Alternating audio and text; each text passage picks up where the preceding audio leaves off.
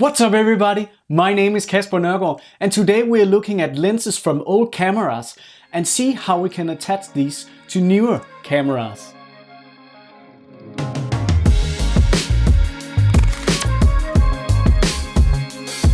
So today we are looking into old cameras and see how we can use the benefit of the old good glass to put on a newer camera from today. Have you ever been to a flea market where you saw these old cameras and thought, what a piece of junk? But wait, these are both decorative, but some of them are also functional for you as a filmmaker or photographer, because this is called vintage glass.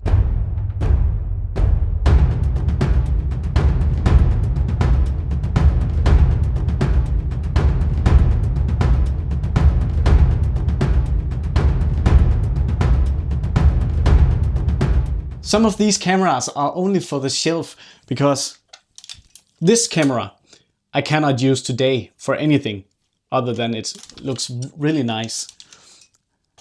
Another very nice camera is this one. It is a Zeiss icon, and back then this was a very good camera because Zeiss is a very popular brand. The first camera I got from a flea market was this one, the Canon FX. I paid around $54 for this camera. And I don't know if it still works, but if you look closer, it is a 50mm 1.8, which is a very good lens. Actually, there is made a ton of these lenses, and some of them are 50mm 1.8 and some of them are 50mm 1.4, and I have heard that this 50mm 1.8 should be better than the other one. I don't know if that's right. But this is a very cheap camera where you still can use the lens on your current camera. If we take a look at the next lens I got, at this one I only got the lens, and this one is a Autoberoflex.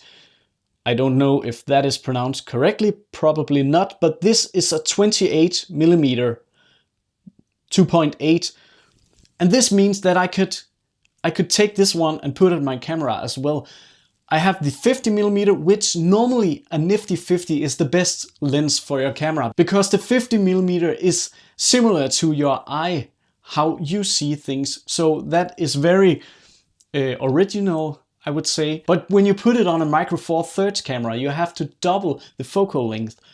I shoot on a Panasonic GH5, and when I shoot with these lenses, I have to double the focal length to get the real focal length, which means that my 50mm actually is 100mm, and this 28mm is just around the 50mm, which gives that. When you're shooting on a Micro Four Thirds camera, the problem is that the depth of field is not that great as a full frame camera. So what you want to look for when you are buying cameras like lenses like these, you have to look for the f-stop number, which is 2.8. And the lower the f-stop number, the more depth of field you get in your pictures. So you have to look for that. A 2.8 is very good. Right now I'm shooting with the 12 to 35mm, which is a 2.8 focal length, 2.8 aperture. The latest I found on the flea market is this one, including the flash and a little bag and this camera, because I found a person who didn't knew about these cameras. This camera probably doesn't work, but the other ones could do.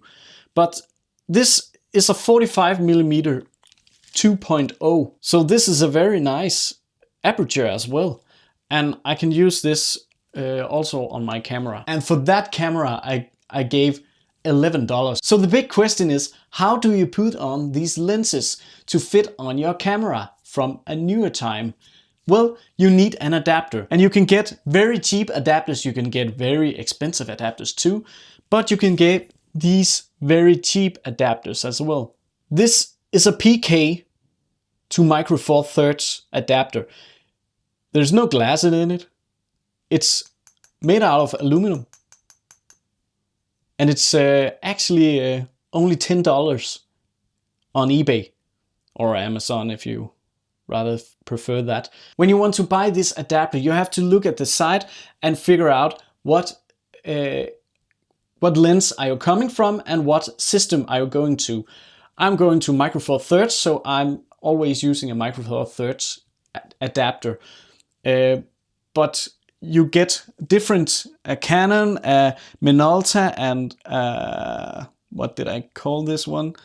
Auto Beoflex, which is this one. But let's start by the Canon adapter.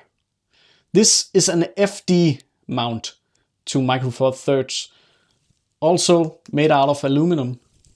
And what you do is first remove your camera, or remove the lens from the camera. Sometimes there is a little split here which you need to position correct. And down here you have a little switch as well.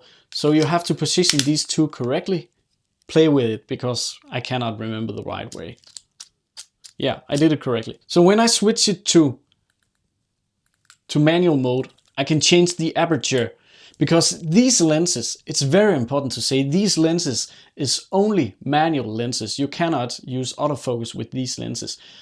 Therefore, you have to be a little bit good or just practice when you film with some of these lenses. And that is also why the adapter is so cheap, because it's a manual lens. It's actually just a ring of aluminum which has the right connection to the camera and the lens. But take your camera, remove the lens, and you have a red dot up here which aligns with the red dot on your camera. So just put it in, and there you have it. The aperture is being changed up here. I can do this. So here you change by f16 to 1.8. And the manual focus is controlled right here. Because these lenses are old, you have to check it for fungus. Because they are old and they can have scratches and other stuff. So please check it before you buy it or you make that decision. Back here there is a little knob, and if you hold it in,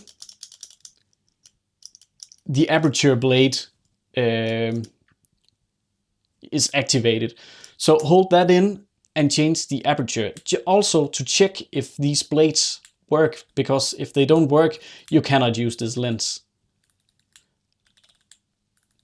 And when it's wide open, do me a favor and check if you can see anything on the lens. There is a slight fungus thing inside of this lens, because this was the first I got, so I didn't notice it that much. And actually I bought it for myself and not for the use on my camera. It's not easy to clean by yourself, and if you have any fungus in it, in this one I don't see anything on my image before I get that bokeh in the background. So when I do this and get that bokeh light, my lights will have a slight crack in the corner, and that is because the fungus. So back to focus. And that is because the fungus, so I can see it back then. But if I find another one, I will get a new one. If I don't, this is fine for me. Well, I don't want to put on every single lens on my camera, because the mounts are different and they go together with the company. But one thing I want to mention as well is you are able to buy new lenses online, very cheap TV lenses. CCTV it's called. It's a very small lens. Actually, it's used for TV cameras or security cameras. So they're very small. If I hold this up against my 45 to 200 millimeter from Panasonic, you can see how small it is. It's so tiny. It's really nice that you can take this around, and it has a decent quality. And this one is a 35 millimeter a 35mm 1.7, so you'll really get that bokeh. To attach these ones on your camera, you need another adapter. This is an adapter for CCTV to Micro Four Thirds. The adapter on this side is like a screw, so you will screw these two together, and then this is actually ready to put on your camera. Look, it's so small. This is also manual focus, but the focus ring is so smooth. It is a Fujian CCT lens, 35mm 1.7. You can get very different 25mm and 50mm as well. I know that Caleb from DSLR Video Shooter also talks about these, and that is also how I figured out that these exists. I think they are very nice. When you use these old glasses and also your new glass on your camera, I would say always step up your ring in the front, because then you're able to use the same lens hood and just get some cheap lenses if you don't have enough. But this is a step up ring, which I also made a video about right here. A simple step up ring will convert your lens from what is this one? It's 48mm to a 58mm, which means I can use the same lens cap on my GH5 lenses as well as this one. So when I am changing glass, I don't have to always have so many different lens hoods lying around and in my pocket as well. And by doing this, you can also use the same variable ND filter or polarized filter, which I will always recommend because they are very expensive, and by that you don't have to buy a lot, but only one. I have also made a video and it will be up here as well. I even found a way to step up this so small lens to a 58mm. There is an included lens hood, this one, in the package when you buy this lens, and then I got a 64 to 58mm.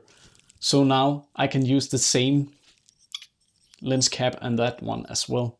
And these lenses, the lower the f-stop number, the 50mm 1.8, the 2.8, and this one 1.7. If you want to shoot with this one outside, you need a variable ND filter, because you will let in more light and your image will get blown away. So you have to bump up the f-stop number if you want to shoot it outside without it. And by that, the meaning of this one is pointless.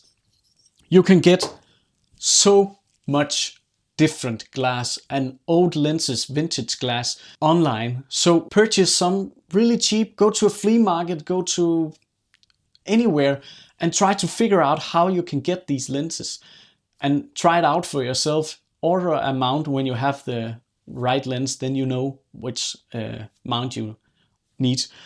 I ordered different ones just to be safe, because I like to be safe. When I found a new one, I want to test it right away. I have a FD to Micro Four Thirds. This is for Canon. AI for Micro Four Thirds. This is Nikon. PK to Micro Four Thirds. This is that lens I was talking about, which I cannot pronounce. MD for Micro Four Thirds. This is an MD mount. It's M42 is a different mount than the others. This is a screw mount, a little bit similar to the CCTV lens, but this is much bigger. And for the final one I don't know if I will ever need it, but I got an EOS for Micro Four Thirds. This is newer Canon glass. There's a difference between the newer Canon glass and the old Canon glass. So you can also get these with aperture inside, manual aperture, but they are much more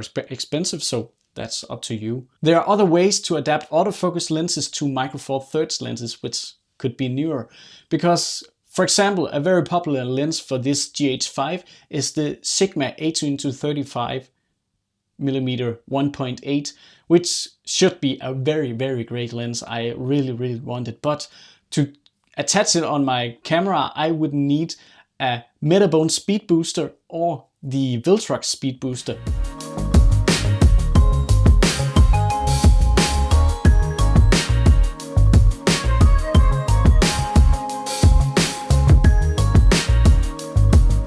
Thank you for watching this video. I have been planned to shoot this video for a very long time. Not the script planned, but to show these adapters and the old vintage glass that you can put on a new camera. So you can actually get very cheap glass in different focal length without paying $1,000 every time. And I think that is very nice because camera gear is very expensive. But thank you for watching this video. Hit that like button below, leave me a comment, hit that bell notification button as well if you want to get notified every time I post a new video. I hope this was as pleasant for you as it was for me, and I will see you in the future.